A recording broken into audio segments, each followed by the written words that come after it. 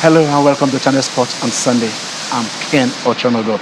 Before we left here last week, we said 24 years we've been waiting for one of our sons, to ascend the throne.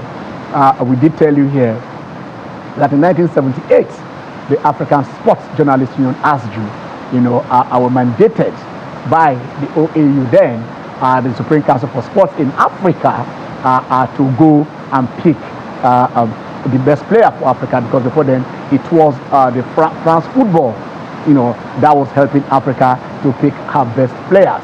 And in 1978, they came up with the first ever winner, and that was Emmanuel for Okala.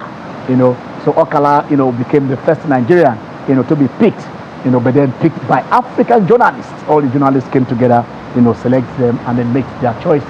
And it not fell on Emmanuel Okala. But then it took some time before we went back again, with CAF awards. I was asking, how do we get it? Do we realign with France football? Do we pick our own? But CAF, that we now move back, and then it took a long time after then before in 1993. Last week I was talking about whether we had 6 winners, but then probably I was adding Osime ahead because we named them, but then we couldn't get who was the 6th guy. We couldn't get the 6th guy. Anyway, the 6th guy has arrived, but then let us go back to a little bit of history and said yes, in 1993 it was the Ganglin, the goal king, Yekini, who first did that in 1993, and he was crowned during the AFCON 1994, which we won, and Emmanuel Amunike came up during that final and put in 2 goals against the Zambians, and then, we did win that. So in 94, it will be Amunike succeeded Yekini as the best player in Africa. 2 years later, we're in Atlanta, and then the captain of that team was the one and only Nwankwo Kanu, and Nwankwo Kanu did it and won for Nigeria. That was in 1996. Followed immediately by 1970, the Prince of Monaco came in. Victor Ikpeba, won that thing. And in 99, who will forget 99? We remember the Gunners, Arsenal, were 2 goals down, at Stamford Bridge, and in the last 17 minutes. One man blazed everything, destroyed Chelsea at Stamford Bridge. That man was Nwankwo Kanu. And I tell you, when the votes were going towards Osei Kufo of Ghana, Nwankwo Kanu came in and then grabbed it, and he became the only Nigerian to win that prestigious crown of being the king of African football twice. That was in 96 and 1999. And then from 1999 to 2023, 24 years later, a 24-year-old Osime, another Victor, Victor took it in 97, Victor Osimhen was crowned king. And not only did we do that, we also won the best goalkeeper in Africa, in Chiamaka, in Adozie. We shall also celebrate her. And also, for the 6th time, extend that is record. The record was 5, and then she has the 6th one, Asisat Agbabola Oshoala, the Barcelona and the Super Falcon star. So it was a Nigerian affair, dominating, and so we do hope that yes, as we are there, let the ripple effect trickle down, so that in our academies, in our league here, that we can have stars that will say yes, these guys are doing. We dominated in 93, 94, 96, 97, 99. 5 in the 90s, we won it 5 good times. And after then, we went AWOL, and nobody sent us anywhere. We just went and queued. But right now, we're in front, and others are queuing behind. The Mohamed Salah, the Hakimis, and of them all. Yes, welcome, all hail the king, and that is the king of of Africa now, Victor Osimhen. Theophilus is here with me to talk on this. So let's hear these guys how we did it. Okay. In fact, good afternoon, viewers. Good to be back. Looking at this suit, looking at how majestic. Look at how it was beautiful. It's so beautiful. It was beautiful again, and in all honesty, it was well deserved. He had a fantastic season with Napoli, basically taking them out of the wilderness. Just sad that Diego Armando Maradona wasn't alive to witness his darling Napoli winning the Scudetto after 30 years. Yes. And he did it in, very emphatic fashion, going on finishing as the highest goal scorer. And as far as I'm concerned, he was the player of the season for me, even though the Serie A decided to give it to someone else. But this was a well-deserved moment for Victor. Very, very hard-working footballer. We've seen him rise through the ranks. Initial issues he had at the start of his career and all of that, he was able to overcome a lot of issues and whatsoever. And look at him now, basically sitting at the top of African football, and deservedly so. Even at the last Ballon d'Or ranking, I think he finished at 8th or 9th, which was actually a record even for us. So basically. All right. So basically, it's very, very, very, very impressive for him. You talked about 93, 94, we won it back to back. 97, 1997, we won it back to back, and then after counting again in 99. I'm only hoping that we get to see it happen again for Nigeria. Victor has won it this year. Probably we get to see maybe another Victor in Boniface or we see him again. You never can tell, But it's good to see that we are back. We are back at the pinnacle of African football. And then let's not forget, you talked about Asisa Oshoala. I think about the only person that gives me joy in the whole of Catalonia right now. Yeah. Whenever she steps on the field, she produces magic, winning for a record 6th time. They don't call her Agbabola for just Agbabola. She is the Agbabola. Then Nina Dozie, Chiamaka Nina Dozie, easily the best shortstopper on the continent. Male or female, I don't care. Going on with that, and it was really a sight to behold. I think our female also won the female national team of the year as well. So it was a Nigerian affair, and we like to see this. We had the minister a couple of weeks. He had the minister a couple of weeks on the show. Okay, I think let's hear them, and let's hear what is going on there. All right. This means so much to me because of where I'm coming from and the things I've been through to arrive to where I am today. I think I'm really proud of myself, how far I've come, and the people that have really inspired me on this journey. My family, my friends, and my fans, the ones that have been there for me through the hard time. To be standing here as the 2023 Player of the Year. It's a huge one for me. I can't lie, it's a big milestone for me because this award is one of the most prestigious trophy in world football, and I'm happy to have won it. First of all, it feels great to bring this back home to Nigeria. Shows the kind of bunch of talent we have in the country. And when they were about to call the name, of course, I was really confident because I had good season.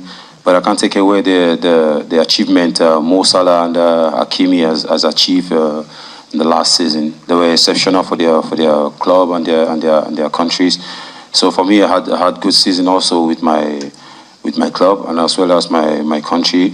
I did so well, and I think I deserve it just like the both of them. So it feels good to have won it, and I really thank God for this.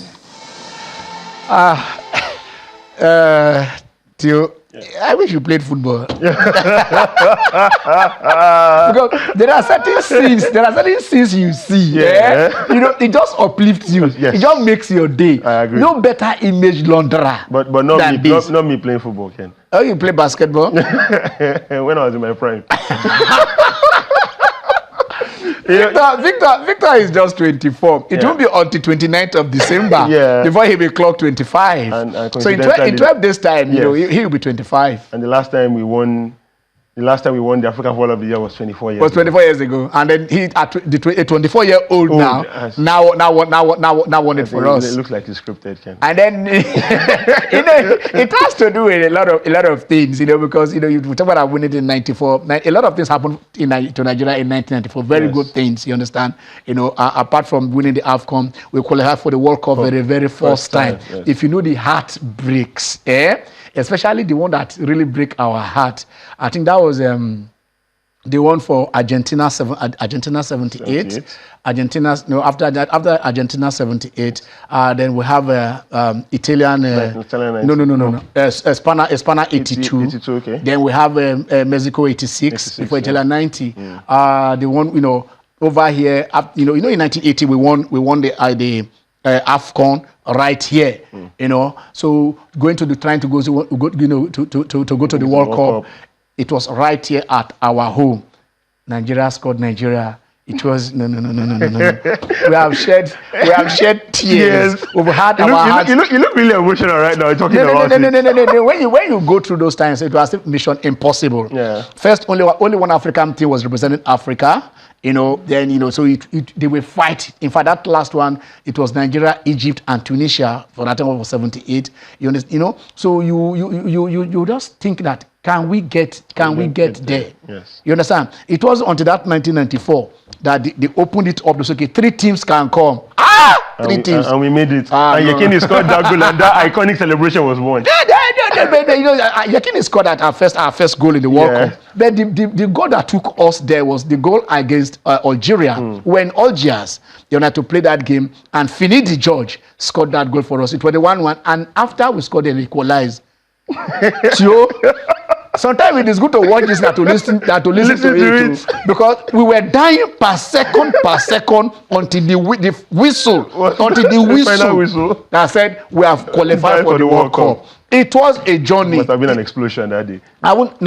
There was dancing in the streets, and then we went to that World Cup in '94, and we did marvelously well. In our first, we beat Bulgaria 3-0.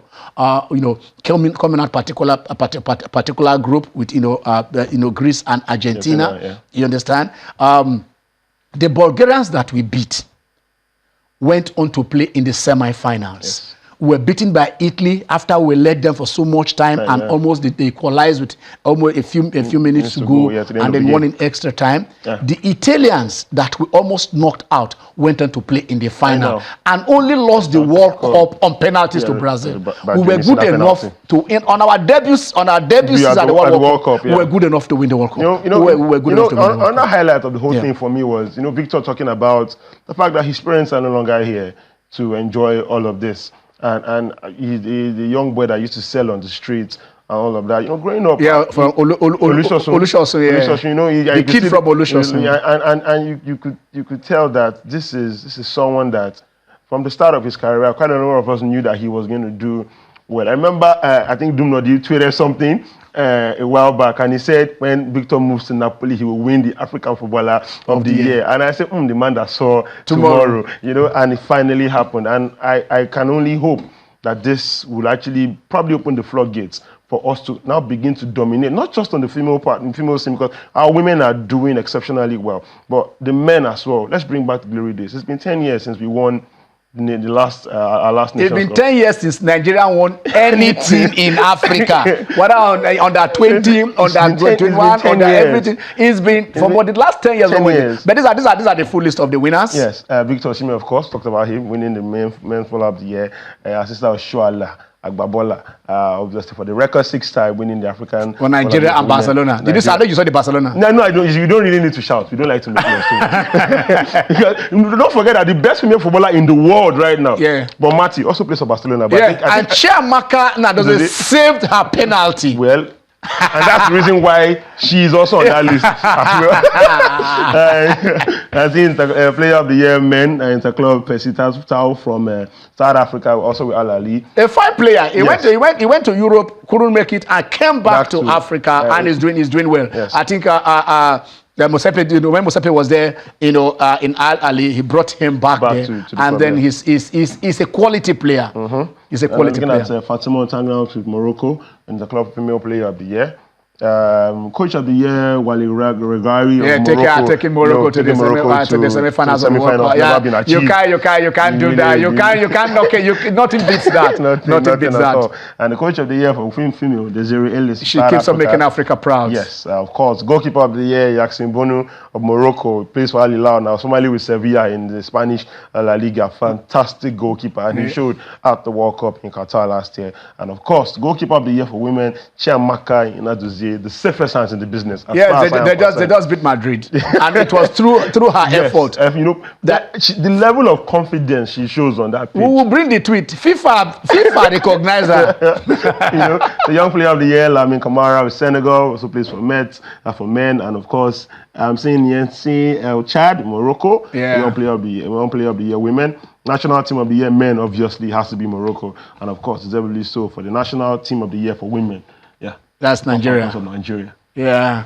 And club of the year, Al Ali. I don't think any other person. They are the club of the century. They are the club of everything. Club of the decade, club of everything. Their dominance is unrivaled. And of course, club of the year, women. Mamelodi Sundowns. Yes, they won the inaugural edition of the women's trophy. When Enyimba go back to me, probably the club of the year. Or Remo. Enyimba does great that after that back-to-back.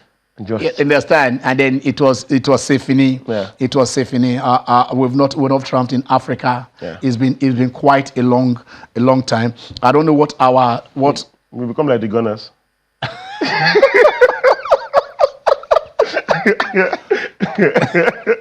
The thing is that the Gunners are even they have hope. They have hope, yeah. You understand? Yes. You know, I've never met a set of fans who are more optimistic than the Gunners Arsenal fans. I tell you this. They just brush away the disappointment of that year. Celebrate every victory and hopeful that they will get there. Of course, it's getting a bit fine. The more as they're closer, like Tantalus. Did you read about the tantalizer? No. Tantalus, in the Greek myth. The more you get there, it's like the guy will show you the apple, and then the guy will pull it away, okay. And then so basically you have things like that. Anyway, that is we talk about, like we said, the CAF awards. Agbabola, Asatu Shuala, with a heart of gold. She has a foundation here in Lagos, trying to help the young Asisat. She's still very young, and she's now also trying, in the past few years, 4-5 years now, she's been doing that, trying to bring out the next set of Asisat or Shualas, and that is what we are talking about here. Victor, the kid from Olusosun, she just said, there was a video we watched that trended I think last year or so, when he went to his primary school, to go and meet his teachers. He went back to his root.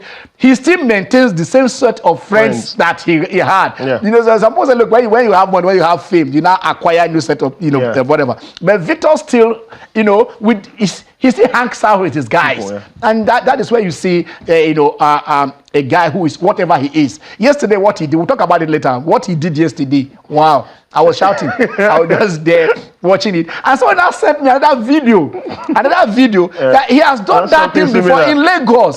So, not be saying a mistake. Not be mistake. Oh. Hey, yeah. But this guy is a blessed. Oh, this is a blessed Nigeria. He's victorious. Sometimes they say what is his name? That which is called a rose. By any other name will spell as Smith. But when you are Victor and you are Victor Ekpeba and you are Victor Sime and probably Victor Boniface. Victor Boniface. I mean, Boniface. Boniface. that is the legend himself. Samuel Eto'o feels.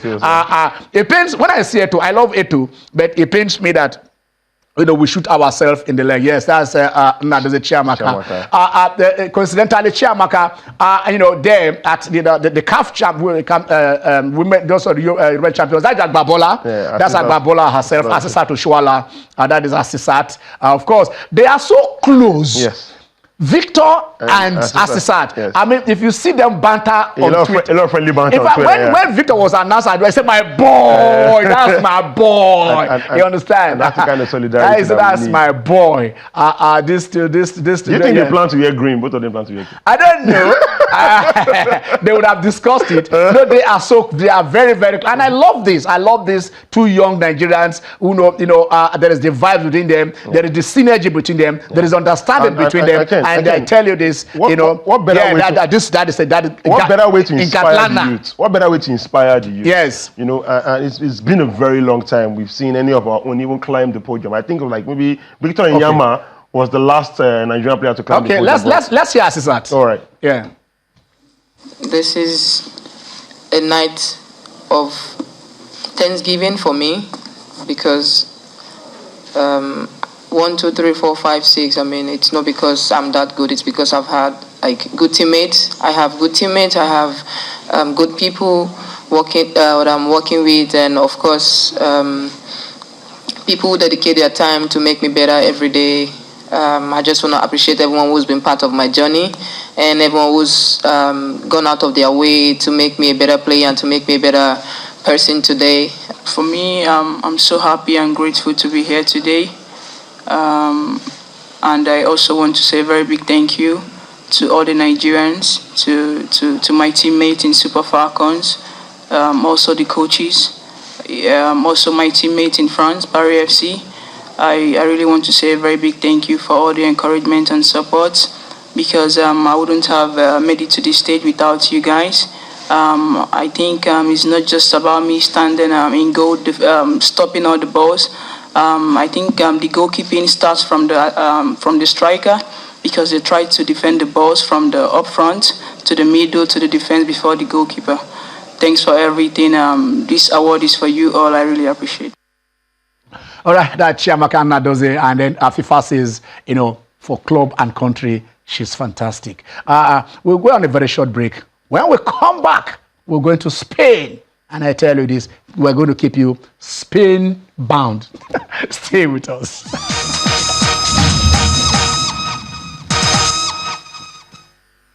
Yeah. Sometimes, when things too much for you, you speak your language. I tell you this. If you are from Delta State, Ndokwa Okwani, there is a way we celebrate this when things are good. We say, Ife mama, where kugide, Ife mama, that which is good, celebrate it. I tell you this. They celebrate you. I told you, I didn't say we are spellbound, I said we are Spain-bound. And we are Spain-bound because I'm being told that our guest is ready. His kids were somewhere playing football. He took them to match. And that is the thing. The culture is different. The culture is quite different. But that is what he's doing. And then we said, come back. Well, I think I thought we would have him next week. I will tell you the reason why later on. But then we'll just say, for this, let us have him this week. We're still waiting to see if he's ready. Is he ready to join us now? All right. Now, we won this the best player, African best player right there in 1993. And in 1994, this Nigerian also won it. But before then, he has won the CAF Champions League with Zamalek in Egypt. He went to a Sporting Lisbon, and then went to Barcelona, was there with the Peps and the rest of them all. Nigeria won 3 trophies in 1994, 1995, and 1996. In 1994, we won the AFCON in Tunisia, and then this player scored the winning goal for Nigeria, the 2 goals against Zambia.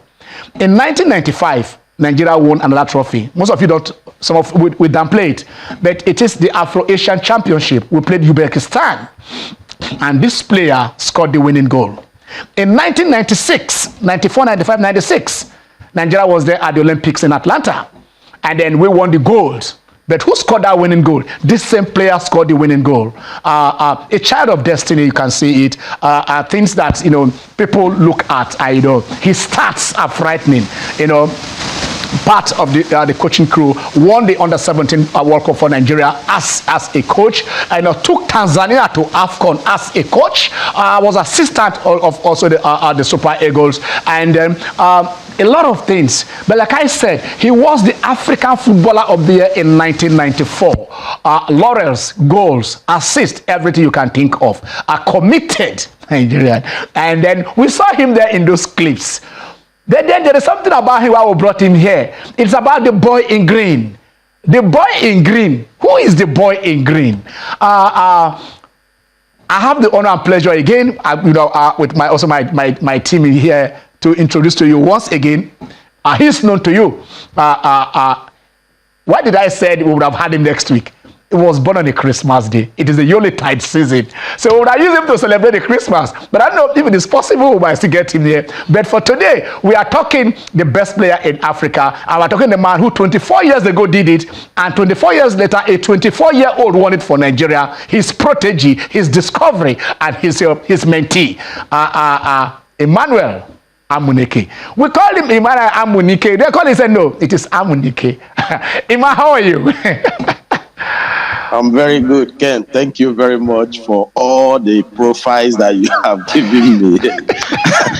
I'm now in trouble, but thanks. I want to thank you for that. And I think, like you mentioned earlier, we're in a mood of celebration in terms of what our players have achieved and our national team.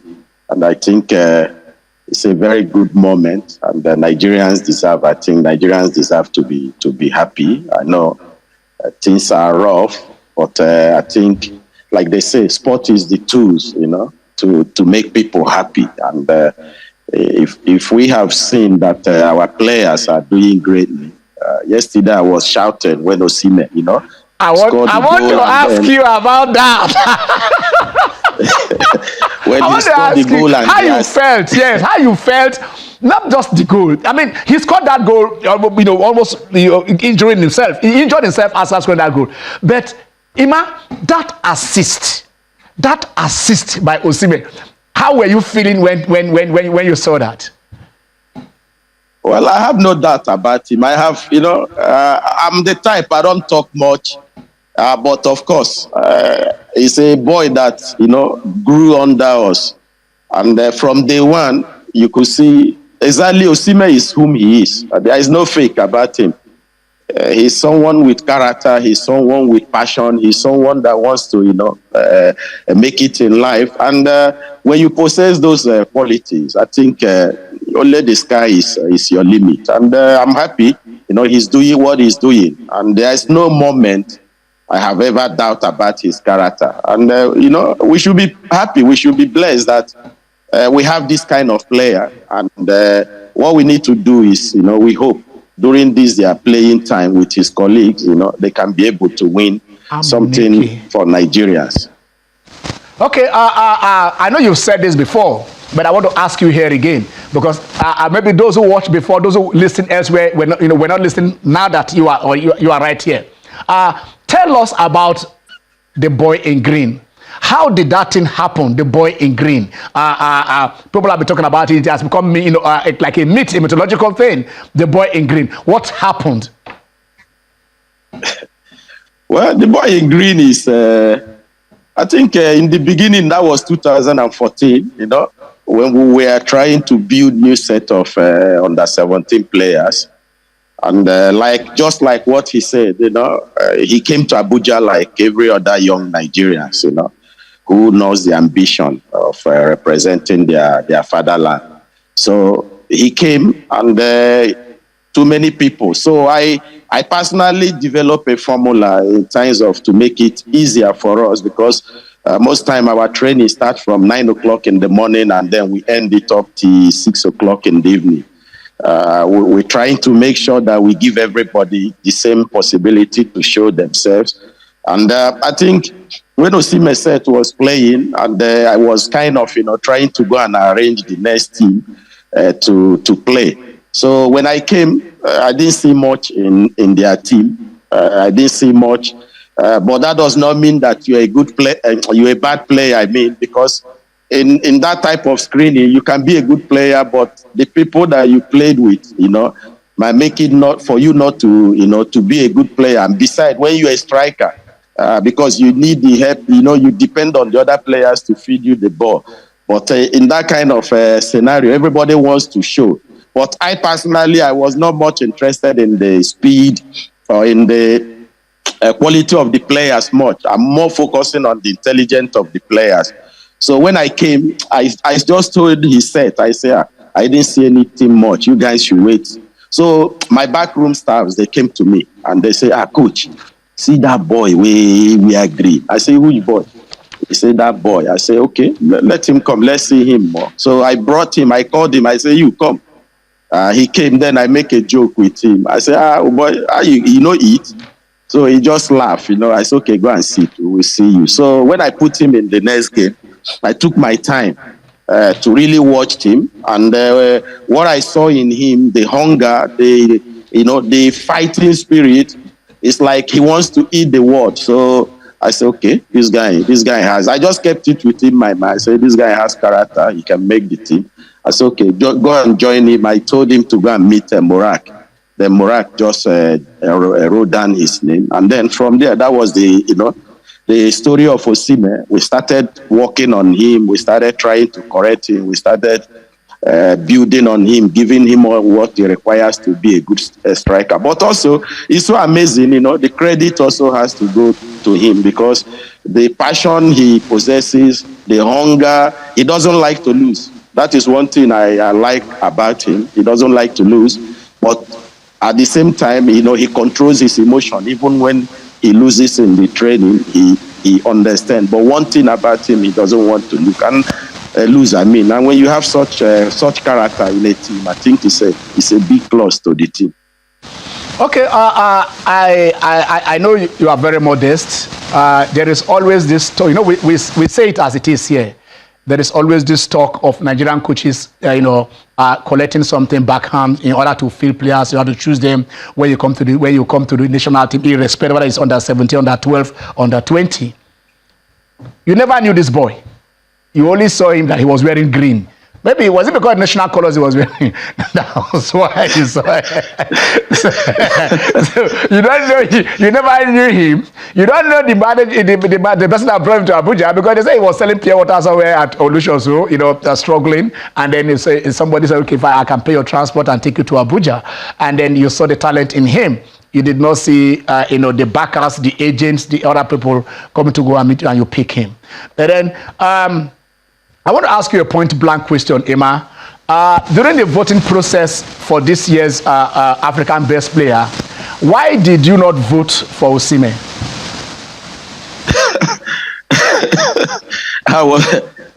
I think people misinterpret things. I was not even elected to vote.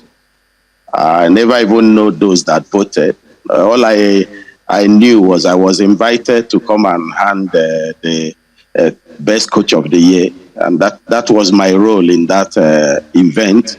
It was true, people pick a scenario where we were in the bus going for a game, and the discussion that was going on there has no business to do with the African Footballer of the Year. It has nothing to do with Osimhen. It has nothing to do with the two players in terms of who is going to win or who is not going to win. It's a discussion between the two Arab guys, the Morocco and the Egyptians. So, but of course, Ken, I have cleared the air, and if we continue saying the same thing, it will look as if one, didn't vote for Osimhen. I never had voted. And the voting formula is meant for the national team coaches, the captain of the national team players, and then the journalists. These are the people that are eligible to vote. And when you look at the whole categories in terms of the voting, I was not fit in any of them. One, I'm not engaged with any club. Secondly, I'm not even a captain or a journalist. So, but our people are. I think we have come to a stage where our people, with all due respect, we intend to say we went to school, and we are allowing the belief that we went to school. I'm a PhD.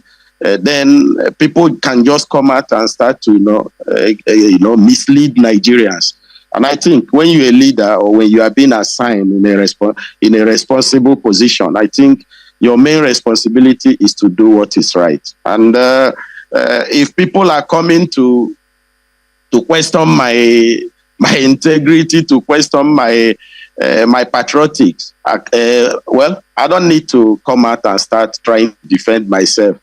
I have served Nigeria to the best of my ability as a player, and when I came back as a coach, I have served Nigeria even regardless of even a lot of people.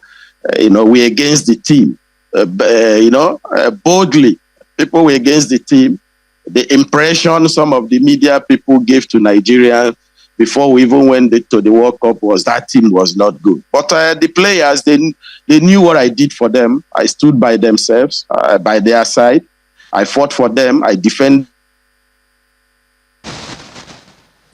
Nobody is perfect, and every human being on earth deserves to be given opportunity. So I'm happy today that, the story of Osimhen, I'm happy that Osimhen, we now look onto him. I'm happy also for the rest of his colleagues, and I hope, they can be able to work together as a team to achieve something meaningful to Nigeria when it comes to football.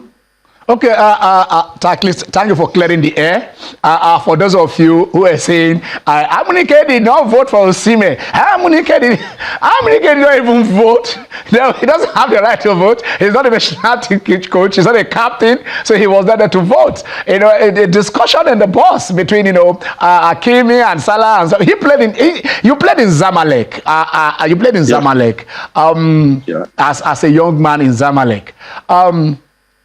Your generation was the golden generation for Nigeria, for now the way it seems, because we dominated Africa. You were in Barcelona. We had players in Barcelona. We had players in Dortmund. We had players in almost all the big leagues, in Ajax. Every team that was dominating, top 3 teams in in Europe, you will see a Nigerian player there. You went to Barcelona, and that is a privilege. I know there are some players that say, look, maybe Barcelona just signed me. Make I don't even for only one day, but then you were a Barcelona player, a Catalan. There's one Catalan in the house here too, so he's glowing. But let me ask you this. Let us come back to Egypt. Of course, you played in Julius Berger before you played in Egypt. What is the culture, the football culture of North Americans, as typified by Egypt, the Al Ahlis of this world, the Zamaleks of this world, and the rest of them all, that we are lacking? I'm sorry to use the word lacking, but I'm going to ask you what the difference. But they seem to have been, head and shoulder above us in every other way. What is it? The money? Is it the facility? Is it when they play, the stadium is filled? We just saw Remo Stars, a beautiful stadium, beautiful pitch, and then you can count the scanty crowd that are watching that. What do we do to get to the level of the North Africans, which your experience? What did you see in Egypt as a young man playing football in Egypt? Well, I think the Egyptians, one thing, they are passionate with football. You could find a house that either the father is Ali or Zamalek, or the mother or the sons, they are divided. But, that division doesn't go to the length of quarreling. But when these two teams are playing, the house is being separated. The mother might be supporting Ali, the father is Zamalek. But I think the North Africans, they understood that football, one, is business. Secondly, football is something that unites people. So they took it as part of their life and part of their culture. They try to develop their young players, growing from youth team to the senior team. I think this is one of the things we are lacking, Ken. One of the major problems we are facing in Nigeria when it comes to our football is that people are afraid of changes. And when we are comfortable in terms of what we have achieved previously, and then changes, people are afraid of it. They want to stick to it. We never encourage our young players. And the reason why we are having this problem in terms of we want quick fix. We want immediate result. With the immediate result, we can then begin to glorify ourselves that we have achieved. And nobody really wants to, lay a foundation where the young ones will grow through the system. I personally, I could say if I'm playing football today during my time, I don't think we have that privilege that I had then to play for Julius Berger. After finishing my secondary school, about getting to enroll in the university, and the opportunity came for me, then I have to make an executive decisions. Either I go to university or I sign for Julius Berger. But I went to sign for Julius Berger. But what I'm actually saying is that, you see, we have to be bold enough to give our young people the opportunity in various areas where they belong to give them the opportunity to grow, to build them for the future challenges. You see, Osimhen today, we are worshiping Osimhen. Everybody is celebrating Osimhen. I can tell you, myself and my backroom staff, if we didn't do what is right at that time, probably we might not have these players. Yeah, we know it's a challenge, but we stood. We make sure we develop these players. I could say at least I have been involved since 2012 when I came back. And when you look at our national team now, most of those players are the set of 2012 and the 13, and 2015.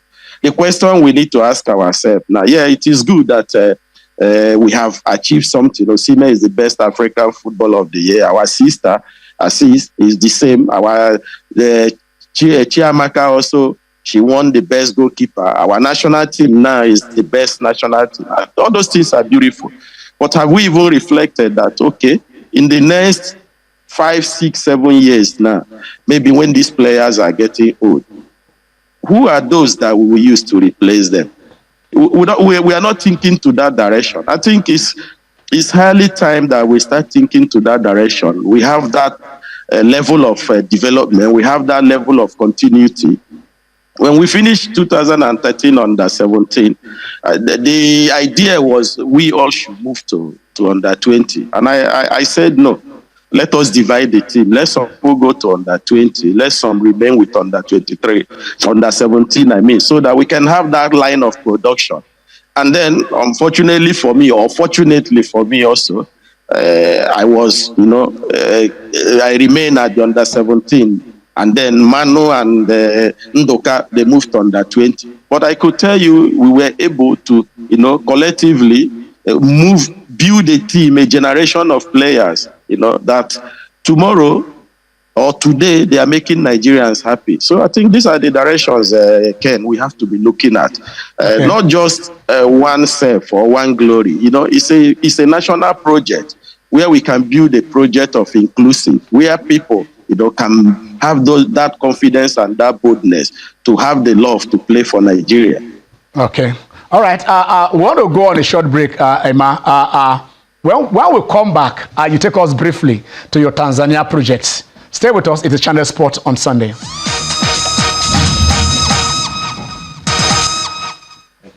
You're welcome back. It is the Channel Sport on Sunday. We will try. Let's see, because we have a very tight schedule here. But then we don't want to do this injustice to you fans. We are going to open the lines where we can take 1 or 2 calls. If you have anything for Emmanuel Amunike, you give it to him. And then, but before we go over there to meet him in Spain, where we dragged him out. He has this to. I talk with him a lot. Is there, he has his 2 kids. The next Amunike is in his house. I will take them out. I know where I'm going to take them to. So I don't think I'm going to leave them in Spain with you. I'm thinking. I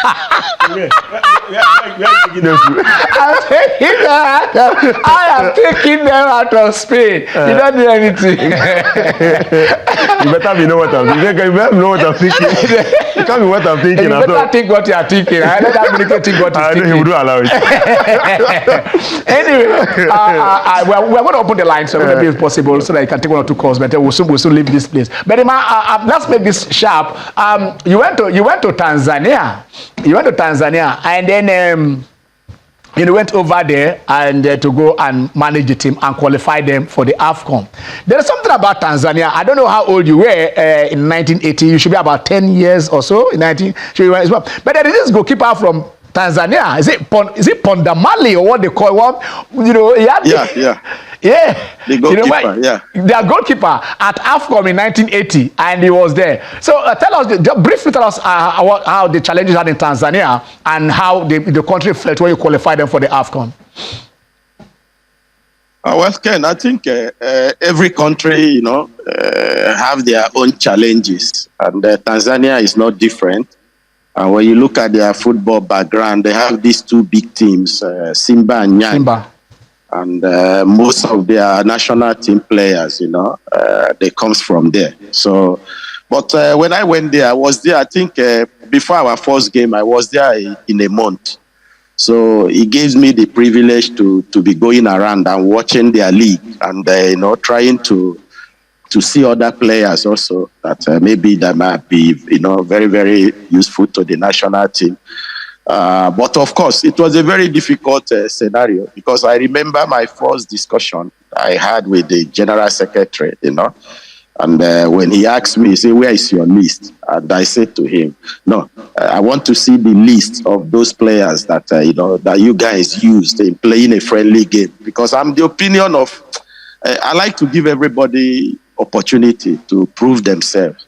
So, and in that list, I was having 8 Simbas and then 7 Yangs and then 4 Hazams. Then the rest are some players playing outside. So we're supposed to resume campaign on Monday, and I was with them in the same hotel where they left to go and play their continental game against, I think it was a team from Egypt, Simba. And then we're supposed to resume on Monday. On Saturday, we're having a game in Uganda. So when we resume the campaign, Monday, Tuesday, these players are not showing up. And then I was asking, what is going on? What's the problem? And being my first match, we're supposed to be preparing. So, I went on the air and I told them that those players are all dropped. We don't need them. They should not bother to come. So I started inviting some of the players that I have seen to make up the team. So everybody was kind of shouting, "Who is this guy? This guy is mad." Such has never happened before in our country. I say, well, it's not that such has never happened. The issue is that national team is very, very important, and national team cannot wait for anybody. That does not mean that those players are not part of the project, but in this game, they are not part of the project. So we raised the team. We went to Kampala, and everybody was expecting us to be beaten.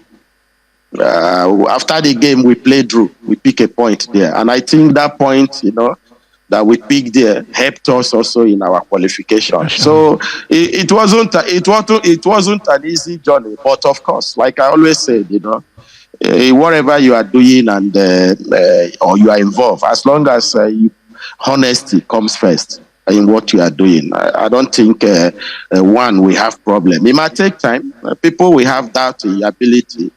People will criticize you, but of course, you just have to believe in what you are doing. You have to believe in yourself. The most important thing is to see what you can do. I have a discussion with the players, and I told them openly, I say, I'm an African Footballer of the Year. I have won AFCON.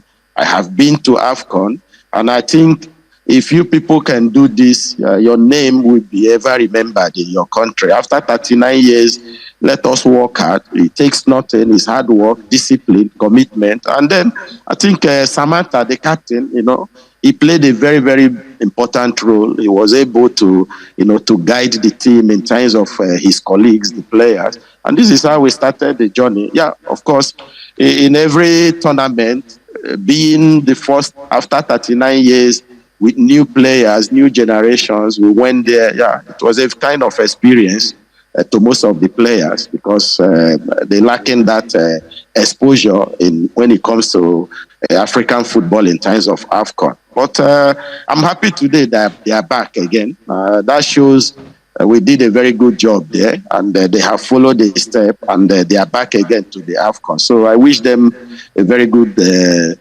luck in the tournament. I have a very good relationship with Tanzanian people. I called them, they called me. So the former TD, technical director of the team, we had a very good relationship. He lives in London. So I think I'm happy that, they gave me the privilege to come and, coach their national team. And I thank God for giving me the grace to qualify them. Okay, let me ask you this. I had a point blank question. Nigeria as it is, if we call on Emmanuel Amunike to come and coach the national team, this is just like the Tanzanian project, what will you be looking at? I mean, will you be able to handle the national team? And what you are saying, I know you are not criticizing. What do you see of the caliber of players we have now compared to the 1994 to 2000 set? Your set in the national team. Well, I think it's a good question you ask. It's different era, Ken. When we play football, has evolved a lot. Football continues to change. Even after this generation, the game in question will continue to grow. I think we have good team. We have good players. But like you and I know, you're a football person, you're a sportman. You cannot go into a battle based on because you are good. You have to look at all the characteristics and factors that surround the tournament. For example, the AFCON that you are going to play. One of the major factors you have to consider is the opponent, because at the end of the day, it goes down on how you are able to manage the challenges that the opponents are going to present to you. And these are the areas, they have to look at. Can work on the team. It's not based on we have Osimhen. Yeah, we have Osimhen. But we have to also look at the strength of Osimhen and look at other players. What can we bring on board to complement the strength of Osimhen? And this is how, the team should have a direction, a pathway to function with the ball and without the ball. I think it's very, very important, if such can be, achieved in terms of having a clear pathway and clear direction. If you are called upon, maybe after the AFCON to say, okay, fine, come and build a team for Nigeria, would you be willing to leave Spain and come back home the way you went to Tanzania? Well, first of all, I'm privileged that my family, they give me that platform where I can go and do what I love, which is after playing, I'm engaged into coaching. I thank them for that. I thank my wife and my 2 kids for giving me that opportunity. You see, I don't like to talk. I don't like to talk things that it's not happening yet. We have a coach there now. My wishes to him is to do well. I hope he can do well. I hope as a coach, he can discover what the challenges that they are having in the team and be able to amend it. Ken, I think it's better just to leave that issue. I don't like talking about a colleague. And I don't like No, I'm not Ima, I said after the AFCON, the present coach has up to AFCON. You understand that? What I'm saying? I didn't say, replace him or whatever it is. They said, look, perform up to this. Go and win the AFCON and bring it to us. And then what I'm saying. But if you and your colleagues are called upon, we have a crop of the 94 sets. Just like you were teammates with Javi. You were teammate with Javi. I mean, yes, he won the league. He won the league last year. He's having the challenges. What is your take on him? Do you think he can replicate what he did last year? Well, I hope so. It's true. He's having challenges, and I think yesterday game also they save a point. But of course, Barcelona, the philosophy. They want to win all their game. They want the team to win always. And when you start having those challenges, of course, people start, talking. And the media here, they are very, very serious in criticizing the team and the coaches that are involved. But I wish him all the best. And I'm happy that, someone that also we played together is now a coach. He won the league last year, just like you said. We hope he can be able to turn the situation around. Ken, well, if Nigeria need us, we are available. We will come and serve our country. I remember when I was here, I was called to come down to Nigeria for the under-17. I think that was my first experience in terms of coaching national team at that category. We came down, regardless of the challenges. We were able to do the best we can. And if tomorrow Nigeria decided that they want us to come and add value to our national team, of course, it's a welcome development. Okay. I won't let you go, but let us in the Christmas mood. What is your message to Nigerian youths, and then also to those players that you have helped to mold in the national team, who are doing well in their respective clubs? What is your final message to Nigerians, Amunike? Well, my message is to Nigerians is that first of all, I'm wishing them a very happy Christmas. I know things also are not easy for anybody now. And we just need to, believe in ourselves and believe in what we are doing. And hopefully things will turn around.